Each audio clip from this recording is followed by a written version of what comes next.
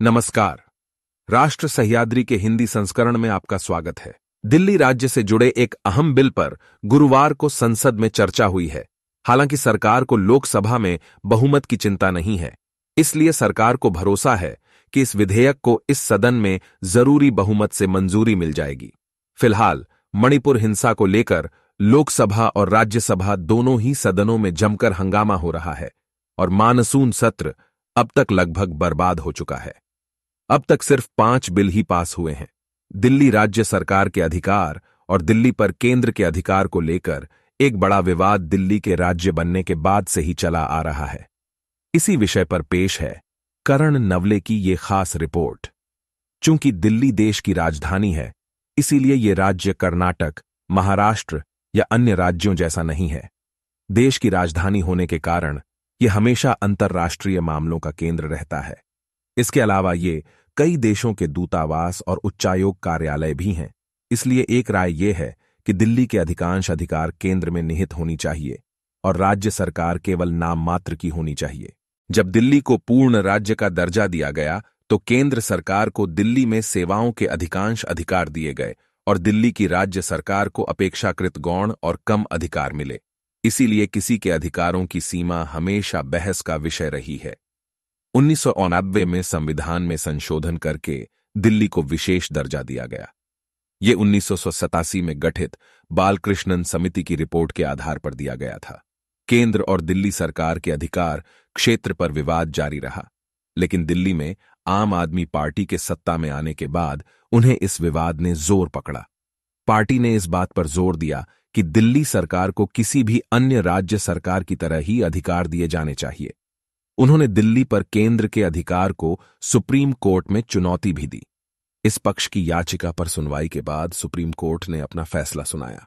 दिल्ली सरकार के पास पुलिस, कानून व्यवस्था और भूमि, इन 3 विषयों को छोड़कर अन्य सभी सिविल सेवाओं का प्रबंधन करने और संबंधित अधिकारियों के स्थानांतरण का अधिकार है। अधिकारों का ऐसा बंटवारा सुप्रीम कोर्ट की संविधान पीठ ने किया था। हालांकि केंद्र सरकार संसद में प्रस्ताव पेश करके इस अधिकार क्षेत्र को बदल सकती है, ऐसी विशेष टिप्पणी भी की थी। इस निर्णय के कुछ ही दिनों के भीतर केंद्र सरकार ने एक राष्ट्रपति अध्यादेश के माध्यम से दिल्ली राज्य की अधिकांश शक्तियां अपने हाथ में ले लीं। हालांकि नियमानुसार इस अध्यादेश को 6 महीने के भीतर कानून में बदलना होगा। इसीलिए इस प्रस्ताव को मानसून सत्र में संसद में पेश किया गया है। राज्यसभा में अभी इस बिल पर चर्चा नहीं हुई है। हालांकि वहां भी सत्ता पक्ष के पास 131 सदस्यों का समर्थन है। कुल मिलाकर इस विधेयक के दोनों सदनों से पारित होने की पूरी संभावना है। इन सभी मामलों में केवल दिल्ली के अधिकार यही एक विषय शामिल नहीं है। इसमें एक बड़ी राजनीति भी छुपी है, जो 2024 में होने वाले लोकसभा चुनाव से जुड़ी है। दिल्ली के मुख्यमंत्री अरविंद केजरीवाल ने पिछले 4 महीने दिल्ली की संप्रभुता को लेकर विपक्षी दलों को एक साथ लाने की कोशिश में बिताए हैं। दरअसल कांग्रेस और आम आदमी पार्टी की एक दूसरे से बनती नहीं है। पंजाब में दोनों पार्टियां एक दूसरे के खिलाफ हैं। हालांकि कांग्रेस सांसद अधीर रंजन चौधरी ने दिल्ली मुद्दे पर लोकसभा बहस में केजरीवाल का समर्थन किया है। केजरीवाल ने पटना में विपक्षी दलों की बैठक में धमकी दी थी कि अगर कांग्रेस ने उनका साथ नहीं दिया तो उनकी पार्टी विपक्षी दलों का साथ छोड़ देगी। इसलिए दिल्ली में कांग्रेस के विरोध के बावजूद ऐसा लग रहा है कि कांग्रेस के राष्ट्रीय नेतृत्व ने केजरीवाल के साथ जाने का फैसला कर लिया है। इसका मतलब यह है कि सत्ता पक्ष के खिलाफ विपक्षी दलों की एकजुटता इसी मुद्दे पर निर्भर करती दिख रही है। राज्यसभा ही केजरीवाल की उम्मीद है, क्योंकि वहां राष्ट्रीय जनतांत्रिक गठबंधन अभी भी पूर्ण बहुमत में नहीं है। हालांकि इस स्थिति के बावजूद पिछले 9 वर्षों में सरकार का एक भी संवैधानिक संशोधन विधेयक विफल नहीं हुआ है।